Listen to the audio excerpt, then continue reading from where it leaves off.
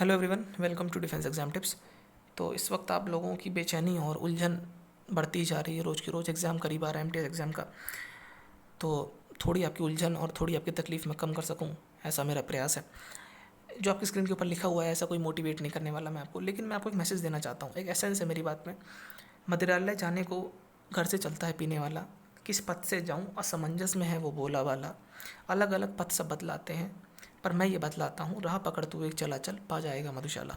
हरिवंश राय जी की, बच्चन जी की कविता में एक मर्म छुपा हुआ है, वो आप लोगों के लिए भी। एमटीएस एग्जाम में इस वक्त यूट्यूब के ऊपर इतनी ज़्यादा भरमार आ चुकी है, हर कोई अलग अलग पथ बतला रहा है कि ये वीडियो देख लो, इसी वीडियो में जीके का पूरा निचोड़ दिया हमने, इसमें जी इंग्लिश को निचोड़ दिया, इंग्लिश ख़त्म कर दी, इंग्लिश का हमने निस्ते नाबूद कर दिया है। ये सब चीज़ों से थोड़ा सा आप सावधान बच रहें। ये अलग अलग पथ सब बतला रहे, कन्फ्यूज़न करेंगे आपको, आप कहीं नहीं पहुँचोगे लास्ट में। राह पकड़ तू एक चला चल। मैं कोई ईश्वर का बंदा नहीं हूँ जो आपको कुछ करिश्मा करके बता दूंगा, लेकिन मैं आपको एक राह बता रहा हूँ जो मैंने पहले भी बताई है प्रीवियस ईयर पेपर्स की। राह पकड़ तू एक चला चल पा जाएगा मधुशाला। ये 4 पॉइंट्स आप मेरे ध्यान से सुन लेना, और जिनको आप सच में दोस्त मानते हो, जो आपके बहुत करीबी है, उनके साथ इस वीडियो को शेयर भी कर देना। मैंने कोई थंबनेल लगाया, कोई फैंसी चीज़ नहीं करी इसमें। मुद्दे की बात मैं कर रहा हूँ केवल यहाँ पर, उसूली बात यहाँ पर मैं कर रहा हूँ कि प्रायोरिटी ऑर्डर आपको सेट करना है प्रीवियस ईयर पेपर को रिवाइज करने का। इस वक्त जब 15 दिन बचे, चीज़ें आपकी टिप्स पे होनी चाहिए। मैं आपसे एक सवाल पूछता हूँ और ईमानदारी से जवाब देना, क्योंकि जवाब आपको खुद को ही देना है। क्या आपके 2022 और 2023 जो भी एमटीएस एग्ज़ाम हुआ था, उनके दोनों पेपर्स के जीके वाला जो सेक्शन है और इंग्लिश वाला जो सेक्शन है, उसके सारे क्वेश्चंस आपकी नज़रों के आगे से गुजर चुके हैं? सवाल ध्यान से सुनना। जीके और इंग्लिश के सारे सवाल आपकी नज़रों के सामने से गुजर चुके हैं? अगर हाँ है तो आप ये वीडियो नहीं देख रहे हो, मुझे ये बात पता है, क्योंकि ना ही है तो ही आप ये इस वीडियो को देख रहे हो। क्योंकि जिन लोगों ने गुजार दी है अपनी नज़रों के सामने से, उन लोगों को ज़रूरत नहीं है। खैर, ना करा हो तो आरबी जो सर हैं, शुभम जैन सर, इनका टेलीग्राम चैनल के ऊपर उन्होंने कंपाइल कर रखी मॉक फॉर्मेट में, हिंदी और इंग्लिश दोनों में, प्रीवियस ईयर पेपर 22 और 23 के। वहाँ से जाकर डाउनलोड करके पढ़ लेना, मैंने बहुत बार बताया अभी इस चैनल के ऊपर। सबसे पहले उसको पढ़ना, प्रायोरिटी ऑर्डर, ठीक है। Second order should be for Pinnacle वाली जो प्रीवियस ईयर की बुक है, उसमें भी एमटीएस के सवाल पहले करना, फिर बाकी एग्जाम से करने के लिए जाना, अगर आपके अंदर श्रद्धा बचे और शरीर में हिम्मत बचे तो। अदरवाइज एमटीएस के प्रीवियस ईयर कर लोगे, इट्स मोर देन इनफ। इतना ही भी लोग नहीं कर पाते, मैं बता दूं आपको। कर पाएंगे कुछ चुनिंदा लोग, कुछ हज़ार लोग। सीटें इस बार लगभग 10,000 है, ठीक है, तो घबराने की ज़रूरत नहीं, एफर्ट करोगे हो जाएगा। बाकी इस जाल में मत फंसना, ये भी मैं आपको थोड़ा बता दूँ। ये क्या होता है ना, यूट्यूब के ऊपर ना दुकान होती है, ठीक है, बहुत सारी दुकानें हैं। कुछ अच्छे टीचर आपको लगता है अरे ये तो खुदा ईश्वर के बंदे हैं, वो सब दुकानदार ही बैठे हुए हैं। वो दुकानें अलग अलग हैं, उनके लिबास अलग अलग हैं, ठीक है। तो ये 2024 के जो पेपर्स वो लोग बता रहे हैं कि देखो अभी लेटेस्ट पेपर के करके जाओ जी गेम क्वेश्चन, बोलेंगे देखो ये एग्जाम, ये सीएचएसएल एग्जाम में क्वेश्चन आया, ये सीजीएल में भी रिपीट कर दिया 2024 में। लेकिन उन लोगों को ये बात को परोसने का तरीका होता है, बच्चों को पता नहीं होता, क्योंकि उन्होंने प्रीवियस ईयर करे नहीं होते सीजीएल के, उनको ये बात नहीं पता ये तो अदरवाइज भी सीजीएल में प्रीवियस में पूछा गया है। तो तुम बात को ऐसे क्यों परोस रहे हो कि देखो सीजीएल 2000 सीएचएसएल 2024 वाला क्वेश्चन रिपीट हो गया, अब लो हमारी किताब खरीद लो, मेरा कोर्स खरीद लो। इन सब चीज़ों से बच के रहना। पहले एमटीएस 2022-23 की प्रीवियस पेपर अच्छे से कर लो, उसके बाद पिनाकल वाली किताब में एमटीएस के ही पहले 18 तक के सवाल अच्छे से कर लेना, फिर बाकी और एग्जाम से कर लेना। फिर अगर टाइम बचेगा नहीं, मुझे पता है, ये 24 वाले छोड़ दो फिलहाल के लिए। करंट अफेयर की जहाँ तक बात आई, आरबी के चैनल पे, मैंने टेलीग्राम पे, मैंने टेलीग्राम विजिट करा, काफ़ी अच्छी चीज़ें इनकी। तो आरबी चैनल पे जाना आप, मतलब उनके टेलीग्राम पे, वहाँ पर उन्होंने करंट अफेयर की मॉड्यूल जारी करी, उसमें कुछ लिखे हुए हैं, पढ़ लेना। अगर एग्जाम में आ गया तो अच्छी बात है, अदरवाइज जो कोर है ना, जो आपकी नौकरी जिससे आपको मिलेगी वो स्टैटिक से ही मिलेगी, ये बात ध्यान रखना। करंट अफेयर से मिलेगी, वो इतना पॉपुलर करंट अफेयर होगा कि यार कोई कर लेगा उसको। कुछ ऐसे होंगे जो कोई नहीं कर पाएगा, बस। आई होप आप मेरी बात समझ गए होंगे। आगे मैं आपको अभी इसी वीडियो में, इसलिए मैंने आपको कहा लास्ट तक, मैं आगे आपको एक तरीका बता दूंगा जिसमें कि एमटीएस में आप जीके वाला जो पार्ट है, ठीक है, प्रीवियस ईयर का जीके और वोकेबलरी वाला पार्ट है, इसको आप अच्छे से याद कर पाओगे और रिकॉल कर पाओगे। बहुत ही आसान सा तरीका है, और शायद आपने इसको पहले कभी आजमाया हो ना आजमाया हो, देखना भी इसको आप। मॉक, इसकी बड़ी कैकोफोनी मार्केट में कि इसके कौन सी है, मुझे नाम याद नहीं रहा, टेक्स्ट बुक और ऑलिव बोर्ड, सब दुनिया जान के पता नहीं क्या क्या आते रहते। मैंने ये सब यूज़ नहीं करे वैसे कभी भी। ऐसा नहीं कि मैंने मॉक नहीं दिए किसी भी चीज़ के, दिए हैं, लेकिन मैं प्रीवियस ईयर पेपर को ही मॉक मानता हूँ बस। उससे बड़ा मॉक कोई नहीं इस दुनिया में। ये सब तो कल के मार्केट बजा रहे हैं, ठीक है, ये सब बजा रहे हैं। तो आरबी चैनल पर इन लोगों ने फ्री में, बड़ा अच्छा इन्होंने काम करा है, अप्रिशिएटेबल, मतलब अप्रिशिएट करने वाली चीज़ें हैं कि फ्री में एमटीएस के 2022 और 23 के इन्होंने मॉक अपलोड कर रखे हैं, previous year paper mock format में, जो एग्जाम होता है वैसे में। यहाँ से पढ़ लेना, यहाँ से जाकर आप इनको अटैम्प्ट कर लेना, फिर आपके दिमाग में और चीज़ें बिल्कुल फिक्स हो जाएंगी, ठीक है। ये 2 पॉइंट हो गए मॉक्स की। मैंने टेंशन, ये इन पे मत जाना, ये सब फिजूल की चीज़ें, कसम से बता रहा हूँ मैं आपको। ये टेक्स्ट बुक जो होता है ऑलिव बोर्ड, ये काम करता है सीजीएल में ज़रूरी, ठीक है, मान लेते हैं, वहाँ थोड़ा रेस अगेंस्ट टाइम है, समय के साथ हमारी दौड़ है। यार एमटीएस में कौन सी दौड़ है, 45 मिनट के अंदर आपको या तो चीज़ें आती या तो नहीं आती। यहाँ पर सारा मामला है एब्सोल्यूट नॉलेज का, या तो आपको आता है या तो नहीं आता है। एब्सोल्यूट नॉलेज का शब्द पे ध्यान देना, एब्सोल्यूट नॉलेज, या तो आपको आता है या तो नहीं आता है। यू नो किस डेट पे काम हुआ, इलेक्शन कमीशन ऑफ इंडिया कब बना, यू नो और यू डोंट नो, समझ रहे हो बात को।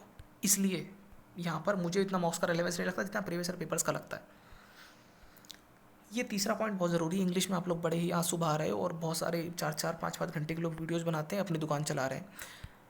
आपको मैं बड़े ही ईमानदारी से बता दूं बात, कैसे दरअसल चीज़ें होती हैं। मान लीजिए आपको इंग्लिश में किसी आर्टिकल में दिक्कत है, आर्टिकल से बहुत ज़्यादा क्वेश्चन आते हैं, ए एन द वाले। एरर फाइंड करना होता है कि कहाँ पर ए लगेगा नहीं लगेगा, एन लगेगा कि नहीं लगेगा। नीतू सिंह मैम की जो बुक है, ठीक है, उस बुक में आप आर्टिकल वाला चैप्टर को जाना और ईमानदारी से मेहनत से खुद से पढ़ लेना। वो लेबर करना, जो गांधी जी लेबर कहते थे ना, लेबर करने के लिए, वो लेबर करना, वो मजदूरी करना और उस चैप्टर को वहाँ से फिनिश करना। रूल्स पढ़ना, बार बार पढ़ना, सुबह सोते जाते उठते बैठते पढ़ना उन सवालों को, उन रूल्स को, तब कर पाओगे। ये 4-5 घंटे कोई आएगा, मैम फैंसी सी वीडियो पढ़ा के चली जाएंगी बोर्ड के ऊपर, कुछ भी नहीं होने वाला दोस्त। उससे एग्जाम में क्वेश्चन नहीं होंगे, क्योंकि आपको उसूली बात नहीं पता, फंडामेंटल बात आपको पता ही नहीं है, सिद्धांतिक आपको सिद्धांत नहीं पता, खुद से नहीं पढ़ोगे तो नहीं होगा। ये बात शॉर्ट में समझ लो, बाकी आज नहीं तो कल आपको समझ आ ही जाएगा। एक्टिव रिकॉल, ये जो मैंने आपको यहाँ बात बताई थी ना कि फैक्ट कैसे याद करोगे, कुछ फैक्ट होते हैं या फिर मान लो जो वोकैबलरी कैसे याद करोगे, एक्टिव रिकॉल के थ्रू याद करो। इसका मतलब क्या होता है मैं आके बता देता हूँ आपको। ये देखिए, ऐसे A4 साइज शीट लेना, उसको 2 हिस्सों में बांट लेना, ठीक है, और अपना पेन उठाना और छोटा छोटा चीज़ें लिखना जो आपको याद नहीं हो रही हैं, ठीक है। मान लीजिए आपको जैसे मैंने यहाँ पे लिख दिया कि मैं मान के चल रहा हूँ मुझे याद नहीं, ठीक है, तो 1191 1192 क्या हुआ, बैटल ऑफ तराइन हुआ, ठीक है। एग्जाम में डायरेक्ट पूछ लेता है आर्टिकल 124 किससे रिलेटेड है, या सुप्रीम कोर्ट से संबंधित कौन सा आर्टिकल है, ऐसे पूछ लेगा 124। ऐसे मान ली राष्ट्रपति ऑर्डिनेंस कब जारी कर सकता है, 123। और जैसे मान लो ये मैंने कोई ट्रिक बनाई थी फंडामेंटल राइट्स को याद करने के लिए, वो ट्रिक भी मैंने लिख ली, मुझे ट्रिक याद नहीं हो रही है, ठीक है। ट्रिक याद करोगे तभी तो वो याद होगी ना चीज़ें, तो ट्रिक भी याद करनी पड़ती है।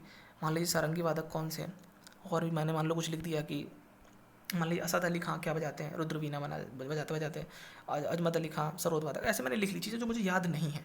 डेट्स लिख ली मैंने, डेट्स ये कुछ साधारण डेट्स नहीं है। 1935 में गवर्नमेंट ऑफ इंडिया एक्ट आया, 1930 में आपका सिविल डिसोबीडियंस मूवमेंट हुआ, 1935 में आपका आरबीआई एस्टेब्लिश हुआ, 1920 में आपका नॉन कॉर्पोरेशन खिलाफत मूवमेंट हुआ, 1927 में इंडियन ओलंपिक एसोसिएशन बना, 1928 में आपका भारत ने पहली बार हॉकी में वर्ल्ड वो जीता था ओलंपिक्स में, एम्स्टर्डम में जो हुआ था ना वो मेजर ध्यानचंद, ठीक है। ये तो जीके का हो गया। इसी तरीके से आप इंग्लिश में कुछ बना लो, जैसे फॉली, डिसमेल, कुछ ऐसे वोकैब होते हैं जो बार बार रिपीट होते रहते हैं, ठीक है।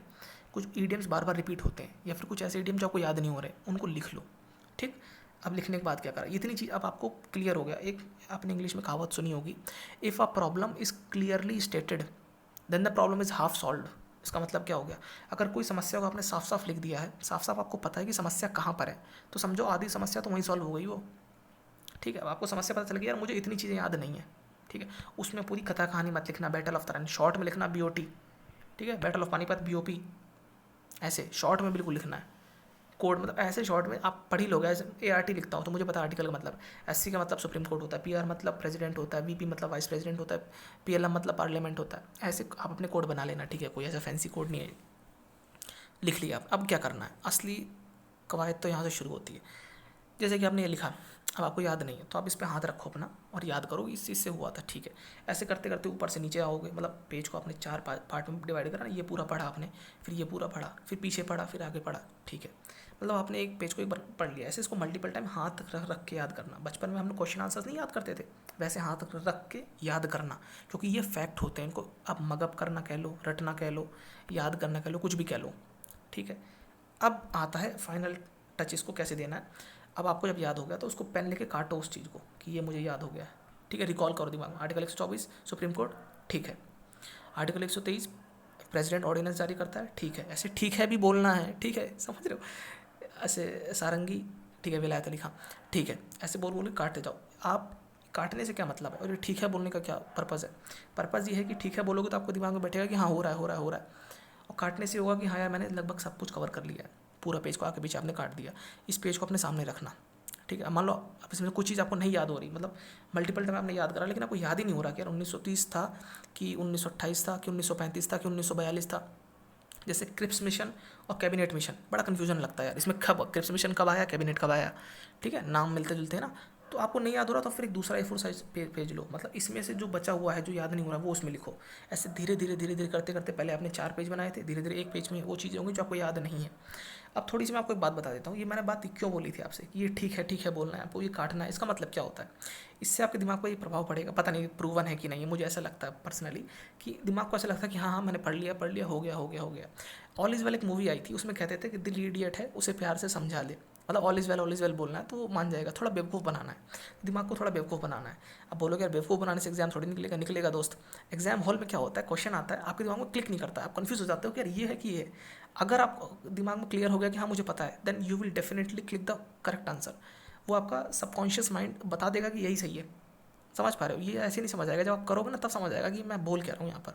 अभी तो आपको हवा की बातें लगेंगी, लेकिन ये तरीका बहुत अच्छा है याद करने का, और ऐसे आप चीज़ ज़्यादा अपने दिमाग में रख पाएंगे रादर देन बार बार पन्ने पलटने से और नज़रों का आंखें से गुजारने से। वो भी एक अच्छी चीज़ है, बेसिक तो करना ही पड़ेगा ना, एक बार पढ़ना पड़ेगा, लेकिन फिर ऐसी चीज़ें कर करके याद करना। ठीक है, अब देखो मैंने 1930 लिखा, जानबूझ के मैंने यहाँ पूरी कहानी नहीं लिखी, मैं खुद रिकॉल करूँगा, दिमाग पे जोर डालूंगा 1930 में क्या क्या हुआ होगा, या ब्रैकेट में लिख दूंगा 4। अब मुझे पता है 1930 से संबंधित मुझे 4 चीज़ें याद करनी है, 3 तो याद हो गए, एक नहीं याद हो रही है, मतलब इस स्पेसिफिक जगह पर दिक्कत है, इन 3 में दिक्कत नहीं है मुझे। समझ पा रहे हो बात को आप, इस स्पेसिफिक जगह पर दिक्कत है, इन 3 में दिक्कत नहीं है। बहुत ही खतरनाक ट्रिक है, इस ट्रिक बोल लो, टिप्स कह लो, मेथड कह लो, बचपन में हम लोग करते थे, और वो मासूम उम्र की चीज़ें आज काम आती हैं जवानी में। तो इसको आप देख सकते हो, अपने दोस्तों के साथ बता देना, शेयर कर देना, कोई आपको लगे कि सच्चा आपका मित्र है। और बाकी अच्छी चीज़ है, मुझे बहुत हेल्प करती है। जैसे कि मैंने ट्रिक बना रखी है फंडामेंटल ड्यूटी की, ऐसे बहुत सारी ट्रिक थी मैंने याद करी थी अपने टाइम पे, और ट्रिक से भी चीज़ें बहुत अच्छे से याद होती हैं, बशर्ते आपको ट्रिक याद होनी चाहिए। जैसे एक उसकी नहीं होती ट्रॉपिक ऑफ कैंसर की, मित्र पर गमछा झाड़ कर कुछ ऐसे करके है, तो ऐसे इसकी है ईड आउट फंडामेंटल लाइफ अरेट्स से बचाने के लिए। PMTA, मतलब APMT एग्ज़ाम होता था ना पहले, AIPMTA मेडिकल का, तो PMTA को मैंने उल्टा लिख दिया, ट्रैफिक चाइल्ड। इसका मतलब ये कि राइट टू इक्वलिटी, और D से हो गया कि अगेंस्ट डिस्क्रिमिनेशन, अपॉर्चुनिटी, अनटचेबिलिटी और टाइटल्स। ऐसे करके मैंने बनाई थी ट्रिक, मतलब आपने बना रखी होगी अपनी, मैं इसको क्या एक्सप्लेन करूँ। तो ये मेथड आप बस आप समझो मेरी बात को, जो मैंने आपको मेथड बताया, इसको छोटा छोटा आप करके लिख लो। अब ये तो मैंने ऐसे लिखा, आप थोड़ा इसको और फैंसी बना सकते हो, मतलब आपने ऐसे हट सी बना ली, उस हट में कुछ लिख दिया और ऐसे बादल टाइप का बना दिया। ये सब क्यों कर रहे हैं हम लोग, क्योंकि दिल तो है ही बच्चा, दिमाग भी बच्चा है, उसको प्यार मोहब्बत से समझाओ, ऐसे याद होगा। ज़बरदस्ती उस पर किताबें उड़ेलने से या PDF जमा करने से और उसको 12-12 घंटे का लेक्चर दिखाने से घबरा जाएगा दिमाग, वो परफॉर्म नहीं करेगा। परफॉर्म उसी को करना है, ये बात ध्यान रखना, परफॉर्म यूट्यूब को नहीं करना है, परफॉर्म आपके वो महान टीचर जो बन के आते हैं उनको नहीं करना है। एक तो यूट्यूब पर, मतलब मेरा पर्सनल ओपिनियन है कि इन लोगों ने टीचर्स का नाम डुबा रखा है। ठीक है, टीचर्स होता है जो आपको तरीका बताए, हथकंडे बताए कि कैसे आपको उस चीज़ को करना है। अब यहाँ पर टीचर्स के नाम पर वो लोग बच्चों का टाइम ख़राब करते हैं अपनी दुकानों पर, कि यहाँ पर आओ और समय ज़ाया करो। और एक चीज़ और मुझे बड़ी, मतलब इस चीज़ की मुझे बड़ी उससे खलिश है, मुझे बड़ी दिक्कत है उस चीज़ से कि जैसे मान लीजिए एक पहिया है, ठीक है, व्हील इज़ इन्वेंटेड, पहिया एक बार इन्वेंट हो गया, अब उसको बार बार इन्वेंट क्यों कर रहे हो। एक बार लूसेंट की किताब या फिर GS की जो स्ट्रैटेजी की किताब एक बार बन गई, बार बार टीचर्स नई नई किताबें निकालते रहते हैं, तो मुझे उनसे तो कर कोई लेना देना नहीं है। मुझे बच्चों से पूछता हूँ कि आप लोग बार बार क्यों लेते हो, जो सेम कंटेंट अलग अलग किताबों में, मनोहर पांडे और फिर लूसेंट है, अरे एक किताब ले लो भाई, दोनों में बात एक ही लिखी हुई है। वो जो घटना घटित हुई है 1930 में, सिविल डिसोबीडियंस मूवमेंट, वो 19 उसमें भी वही लिखी, उसमें भी वही लिखी है।